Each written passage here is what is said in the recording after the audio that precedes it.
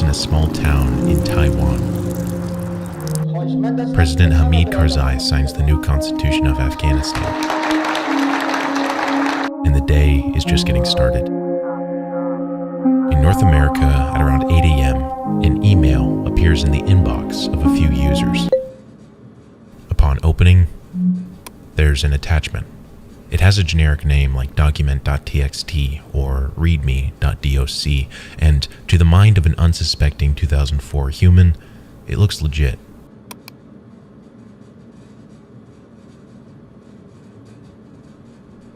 Right now, the virus, also known as My Doom, is now copying itself to the Windows System folder and replacing an existing file called taskmon.exe.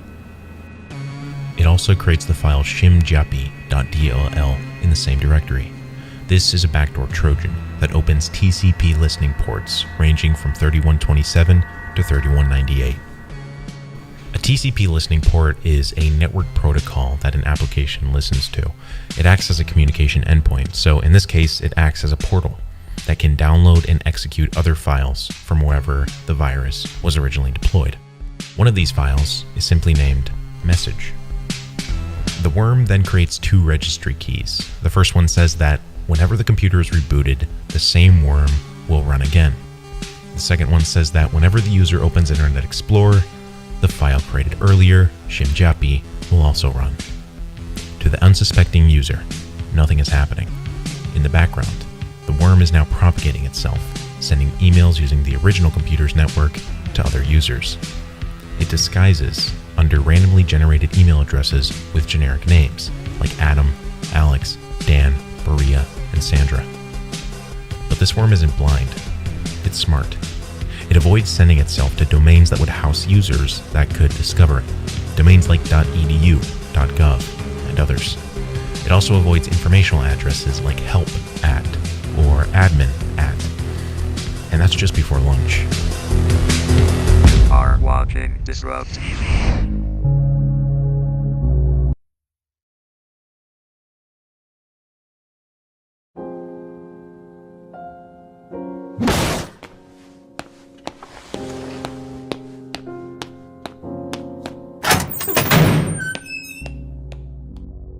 By the midday sun, the worm has slowed overall global internet performance by approximately 10%. Average web page loading times slow by 50%. The computing community is reporting that 1 in 10 email messages now contain the virus. The SCO Group, a software company creating Linux products, offers a $250,000 reward for information, leading to the arrest of the worm's creator. The FBI and Secret Service also open investigations. A second version of the worm has surfaced, mydoom.b. This new version includes a denial of service attack against the SCO Group and an identical attack against Microsoft. The worm will launch 64 threads, each of them requesting the main page of the websites. This process of requesting 64 times is repeated every second. The request is simple: get HTTP 1.1 from every infected machine throughout the globe. It's scheduled to begin in 6 days.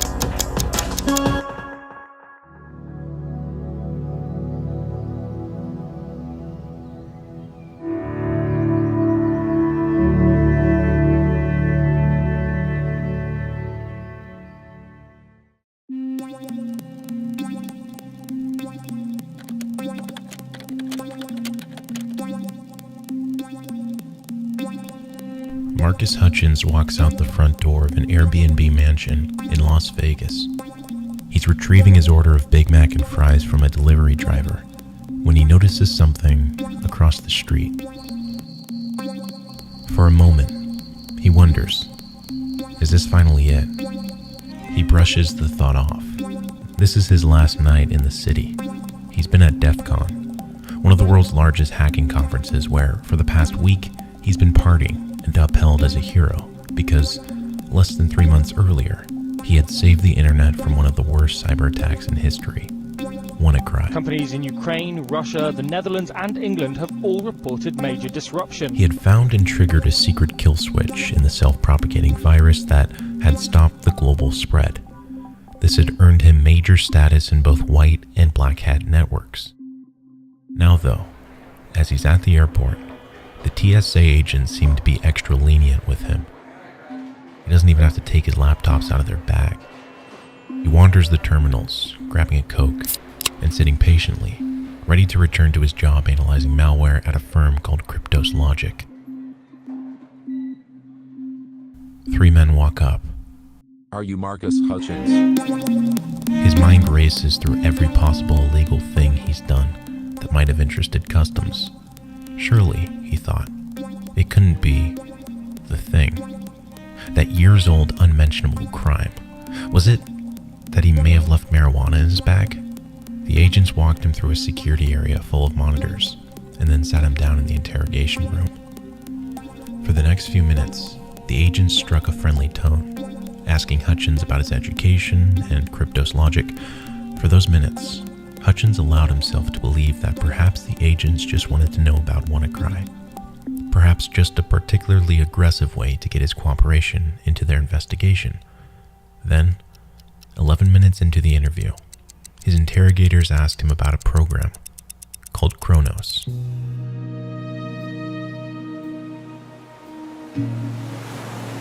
From the age of 6, Hutchins had watched his mother use Windows 95 on the family's Dell Tower desktop. His father was often annoyed to find him dismantling the family PC or filling it with strange programs. Hutchins develops a keen interest in surfing, freedom in the ocean. He also grows farther into the other kind of surfing. He becomes curious about the HTML characters behind the websites he visits, and was coding rudimentary Hello World scripts in BASIC by the age of 13. He came to see programming as a gateway to build whatever he wanted. Far more exciting than even the wooden forts and catapults he built with his brother. On his 13th birthday, after years of fighting for time on the family's aging Dell, Hutchins' parents agreed to buy him his own computer, or rather, the components he requested. Within a year, Hutchins is exploring an elementary hacking forum, one dedicated to wreaking havoc upon the popular instant messaging platform MSN. There, he finds a community of like-minded young hackers showing off their inventions. One brags of creating a kind of MSN worm that impersonates a JPEG. When someone opens it, the malware would instantly and invisibly send itself to all their MSN contacts, some of whom would fall for the bait, open the photo, which would fire off a round of messages infinitely. Around the time he turns 14, Hutchins posts his own contribution to the forum, a simple password stealer. Install it on someone's computer, and it could pull the passwords from the victim's web accounts. The passwords were encrypted, but he'd figured out where the browser hid the decryption key. When asked on the forum how many passwords he's gotten from the hack, he says he didn't. It was just a cool thing he made. Over the next few years, he sharpens his skill by executing petty hacks, including booting his entire school's admin office out of their network. He gets suspended for 2 weeks. The original hacking community he started on gets shut down, so Hutchins joins a new one called Hack Forums. From petty hacks to more serious ones, the community on this site has murkier ethics. Here, Hutchins, now 15 years old, brags about a botnet he had created of more than 8,000 computers, mostly hacked with simple fake files he'd uploaded to BitTorrent sites and tricked unwitting users into running. He also goes on to set up his own business. He begins renting servers and then selling web hosting services to the hack forum users for a monthly fee. The enterprise, which Hutchins calls ghost hunting, advertises itself as a place where all illegal sites are allowed. One customer asks if it was acceptable to host Juarez, black market software. Hutchins immediately replies,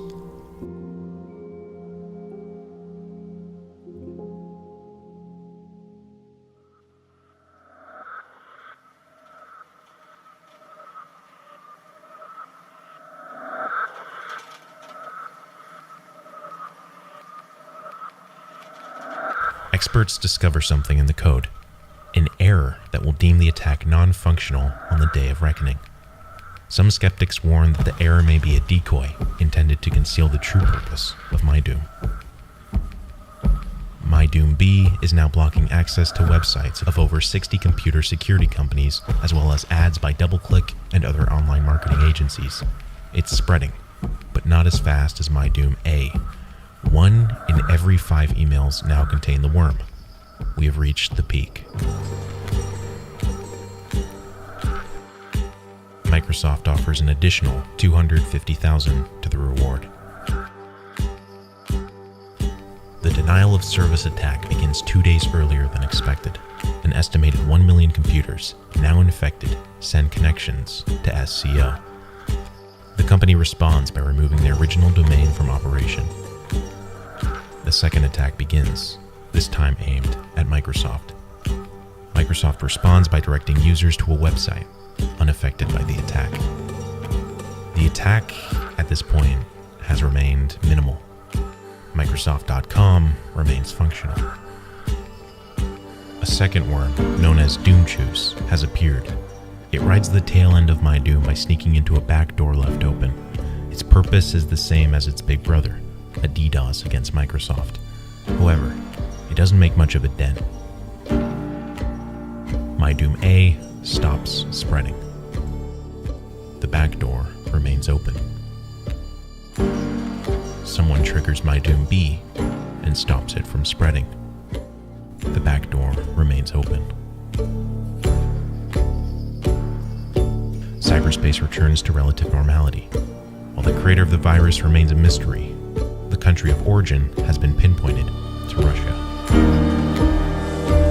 A variant of MyDoom attacks Google, completely stopping functionality of the website for a large portion of the day. New versions begin surfacing. MyDoom U, V, W, and X infect more computers and install more backdoors, sparking worries that a new, more powerful MyDoom is brewing. MyDoom version AO is born. Then, silence.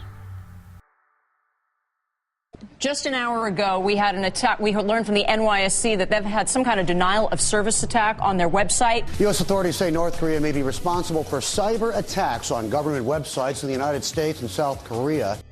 The code was called Trojan.dozer, and much of the language it's written in appears to be reused from the MyDoom worm.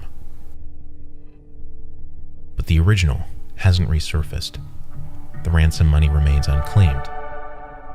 The estimated damages the virus caused Roughly 38 billion US fiat. the individual or the group behind the virus has yet to be found, remaining in the shadows of cyberspace. And here we go. You can see already the massive amount of traffic being pushed out of this virtual machine.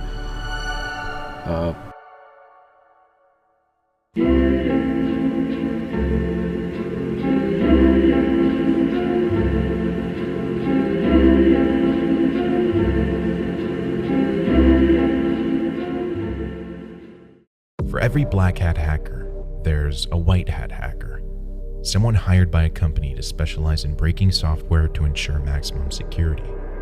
These people know the ins and outs of computer science, but they started at the fundamentals. Brilliant.org. Offers foundational computer science courses for a fraction of the cost of traditional university rates. Whether you're looking to become a software developer, network architect, or just want to feed your brain new valuable information, the Computer Science Fundamentals course will help wrap your mind around computational thinking, ranging from everyday tasks to algorithms. Topics include decision trees that computers use to boil down the many into one, or computational problem solving that presents simple real-world problems to explain complex concepts. You can prepare yourself for career paths in computation via brilliant.org/disrupt for free. Or, if you want to unlock all 60 plus courses, the first 200 people that sign up will get a 7-day trial of premium, plus 20% off the annual subscription. Build your framework at brilliant.org/disrupt.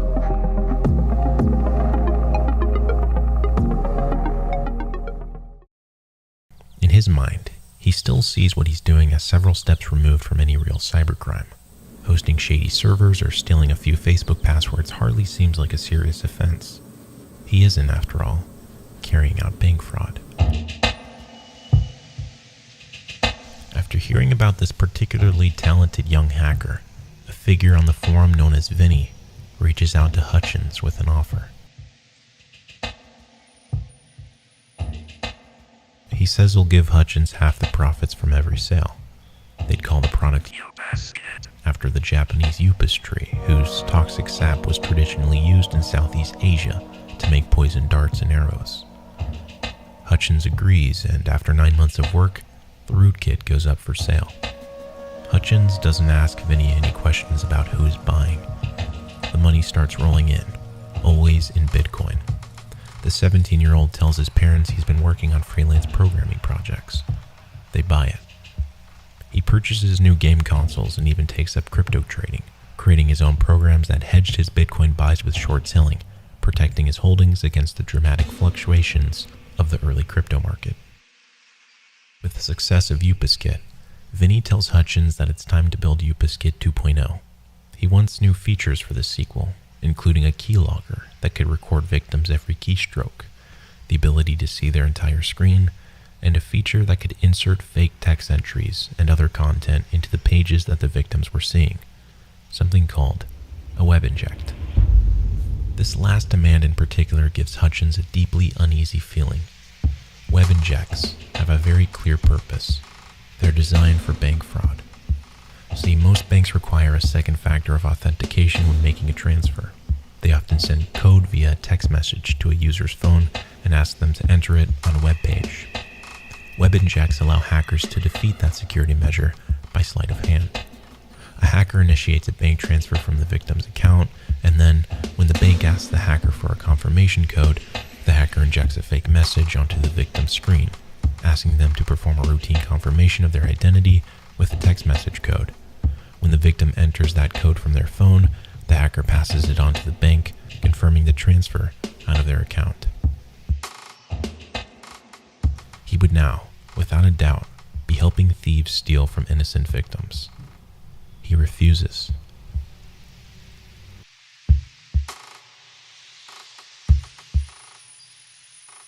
A year earlier, Vinny offered to give Hutchins free weed, mushrooms, and ecstasy from Silk Road. Against his better judgment, he agrees to share his address and name to the dark web associate. Again, Hutchins declines. Knowing full well he couldn't find a better hacker than Hutchins, Vinny proposes something. Hutchins could code the updated pack just without the web inject. Hutchins agrees. As he develops the next generation rootkit over the following months, Hutchins begins attending a local community college. He develops a bond with one of his computer science professors and is surprised to discover that he actually wants to graduate. But he's strained under the load of studying while also building and maintaining Vinny's malware. His dark web business partner now seems impatient to have their new rootkit finished. He begins pinging Hutchins constantly, demanding updates. To cope, Hutchins begins turning back to Silk Road, buying amphetamines to replace his nighttime coffee binges. After 9 months of all-night coding sessions, the second version of UPaSkit is ready. But as soon as Hutchins shares the finished code with Vinny, Vinny responds with a surprising revelation. He had secretly hired another coder to create the web injects that Hutchins refused to build. With the two programmers' work combined, Vinny has everything he needs to make a fully functioning bank Trojan. Hutchins is livid, speechless. He quickly realizes he has very little leverage against Vinny. The malware is already written, and for the most part, Hutchins had authored it. Vinny asks him to combine the two separate codes and reminds him if he quits now, he'll get nothing. He'd have taken all the risks, enough to be implicated, but would never receive any of the rewards. Hutchins' instincts tell him to quit. His actions go otherwise. The rootkit is ready. Vinny drops the Upas branding and changes it to the name of a cruel giant in Greek mythology, the father of Zeus and all the other vengeful gods in the pantheon of Mount Olympus, Kronos.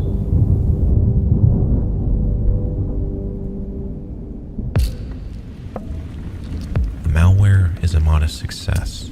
It has bugs that need fixing, and those fixes fall on Hutchins' shoulder. Paired with his daytime responsibilities of studying, by night he takes more amphetamines, where he reaches states of euphoria. Only in this condition can he enjoy his work. He stays up for days, studying, coding, and then crashing into a state of anxiety and depression before sleeping for 24-hour stretches. Between the highs and lows, he meets a friend from LA called Randy. Unlike Vinny, Randy is more open about his IRL life with Hutchins. The two form a friendship, and eventually Randy asks Hutchins to trade $10,000 of his money on the crypto programs. Hutchins agrees. One morning, Hutchins wakes up from a deep amphetamine bender to discover an electrical outage during the night. All of his computers had powered off just as Bitcoin's price crashed, erasing close to $5,000 of Randy's savings. Still near the bottom of his drug use, Hutchins panics. He finds Randy online and admits to losing his money.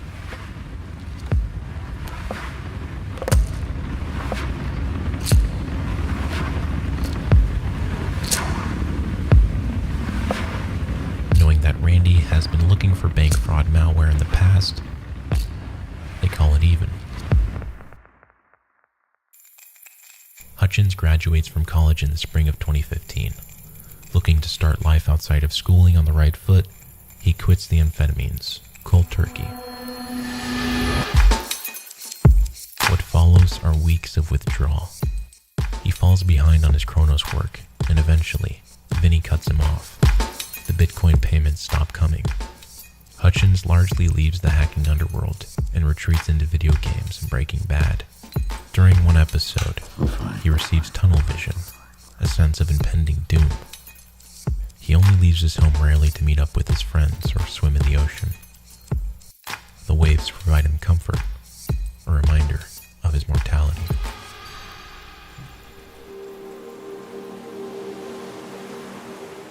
Months clean, some of his strength returns. He rejoins cyberspace, this time as an anonymous blogger, reverse engineering some of the largest botnets in the wild. Over time, his readership grows into the tens of thousands, and he gains mutual respect between the black hat and white hat communities. Through this, he receives a job offer from Cryptos Logic. when he sees the six-figure annual salary. It was more than he has ever earned as a cybercriminal malware developer. Hutchins comes to understand, for a talented hacker, crime truly doesn't pay.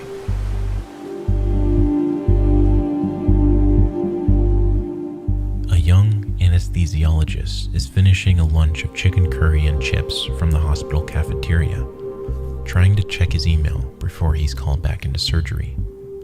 But he can't log in. The email system is down. He shares a brief collective grumble with the other doctors in the room, who are all accustomed to computer problems across the NHS. After all, their PCs are still running Windows XP. Just then, an IT administrator comes in the room and tells the staff that something more unusual is going on. A virus is spreading across the hospital's network. One of the PCs in the room has rebooted, and now, it isn't until they check the world news to discover the attack is global. Cybersecurity researchers name the worm WannaCry, after the extension it adds to file names after encrypting them. As it paralyzes machines and demands its Bitcoin ransom, WannaCry is jumping from one machine to the next using a powerful piece of code called Eternal Blue. Eternal Blue was stolen from the NSA by a group of hackers known as the Shadow Brokers. It leaked into the open internet a month earlier. Marcus Hutchins is on vacation. He returns from picking up lunch at his local fish and chips shop. He sits down in front of his computer and discovers the internet is on fire. Within minutes, a hacker friend who goes by the name Caffeine sends Hutchins a copy of WannaCry's code. With his lunch still sitting in front of him, he begins dissecting it. First, he spins up a simulated computer on a server that he runs in his bedroom. Complete with fake files for the ransomware to encrypt, he runs the program in the quarantine test environment. He immediately notices that before encrypting the decoy files, the malware sends out a query to a certain, very random-looking web address. This strikes Hutchins as significant, if not unusual.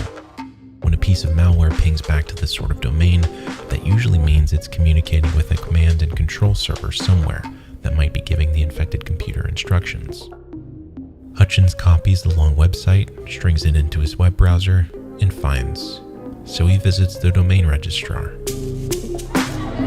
And at exactly 3:08, he registers the address. He hopes that in doing so, he'll either be able to steal control away from some of the victims' computers, or at least he'll gain a tool to monitor the number and location of infected machines, a move that malware analysts call sinkholing. Sure enough, as soon as Hutchins sets up the domain on a cluster of servers hosted by his employer, it's bombarded with thousands of connections from every new computer that's infected. The virus still infects computers, but without connection, the botnet can't continue. Hutchins tweets about the findings. He is flooded with hundreds of emails from other researchers, journalists, and system admins trying to learn more about the plague devouring the world's networks. Over the next few days, Cryptos Logic and Hutchins fight to keep the domain online. If it goes down, the malware will spread again. They battle other botnets that attempt to DDoS against the kill switch. Eventually, Cloudflare steps in and offers their services. They absorb as much traffic as any botnet could throw at the kill switch domain, and the standoff is ended. Hutchins is now no longer anonymous. His newfound fame grows. A local peaches shop offers him free za for a year. His parents finally understand what he does for a living. But only at DEF CON did Hutchins truly allow himself to enjoy his new rock star status. It seems his crimes of past will remain that way. The agents pull up a transcription of the conversation with Randy from 3 years earlier, followed by a warrant for his arrest on conspiracy to commit computer fraud and abuse. Hutchins is driven to a Las Vegas jail in a black FBI SUV that looks exactly like the one he'd spotted earlier. He's allowed one phone call, which he uses to contact his boss at Crypto, Salim Nino. News of his arrest spreads, and unbeknownst to him, the hacker community is raising the alarm, demanding his freedom. On the day he's arrested, a pair of well-known cybersecurity professionals named Tara Wheeler and Deviant Olam are flying back to their home in Seattle from Las Vegas. The two have never met Hutchins and barely even interacted with him on Twitter. Wheeler has just received a 5-figure severance package from the security giant Symantec because her division had been shuttered. She and Olam have been planning to use the money as a down payment on a new home. Instead, on a whim, they decide to spend it bailing out Marcus. Within 24 hours of leaving Las Vegas, they get a flight back to the city, and after many mix-ups, with a few minutes to spare, they hand the courthouse clerk a bail check. From here, Hutchins awaits trial in a crowded halfway house, while even more forces in the hacker community are gathering to come to his aid. Two well-known veteran lawyers, Brian Klein and hacker defense attorney Marcia Hoffman, take his case pro bono, on the condition he pleads not guilty and remains under house arrest in Los Angeles, where Klein has an office. Over the next 2 months, the lawyers chip away at his case. Eventually, he's allowed to travel beyond his temporary Marina del Rey home and use computers once again. Cryptos Logic has him on unpaid leave, so he spends his days surfing and cycling down the long seaside path that runs from the apartment to Malibu. He's in the city he's always dreamed of living in, but the circumstances leave him depressed. He's tormented by the truth. Despite all the talk of his heroics, he knows deep down, he is guilty. He's offered a deal. If he agrees to reveal everything he knows about the identities of other criminal hackers and malware authors, they would recommend a sentence of no prison time. Hutchins hesitates. He says he doesn't actually know anything about the identity of Vinny, their real target. But he also says that, on principle, he opposes snitching. He refuses. Soon afterward, prosecutors hit back with a superseding indictment, a new set of charges that bring the total to 10, including making false statements to the FBI in his initial interrogation. Hutchins and his lawyers see the response as a strong-arm tactic, punishing Hutchins for refusing to accept the first offer. After losing a series of motions, including one to dismiss his Las Vegas airport confession as evidence, Hutchins finally accepts a plea bargain in April 2019. This new deal is arguably riskier than the one he's been offered earlier. They now agree only to make no recommendation for sentencing. Hutchins would plead guilty to 2 of the 10 charges and would face as much as 10 years in prison and a $500,000 fine. The choice is up to the judge.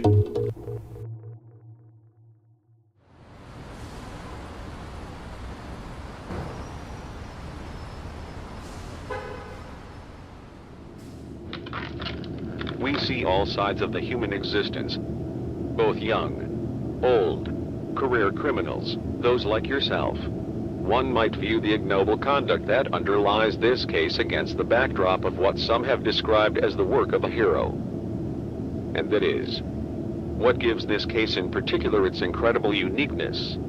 If we don't take the appropriate steps to protect the security of these wonderful technologies that we rely upon each and every day, it has all the potential to raise incredible havoc. And it's going to take individuals like yourself, who have the skill set, to come up with solutions.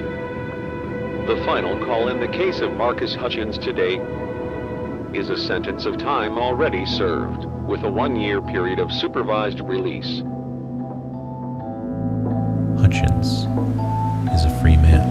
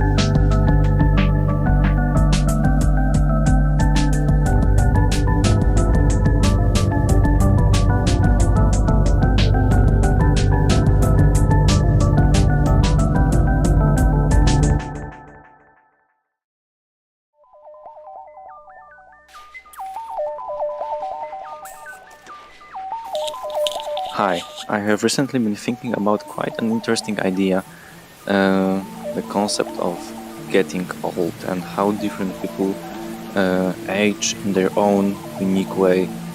And there are quite a few people I know that are, for example, 40 years old. Even my colleagues who are above 20 stop learning, stop adapting to new world, new technologies. And for example, I have a grandma, she's 75 years old, and without any problems she uses smartphones and for example Netflix. So the point is that I think getting old is really your choice. You allow yourself to stop learning, to stop adapting. Thank you. Thank you. Man, our clever humor lives in a maze.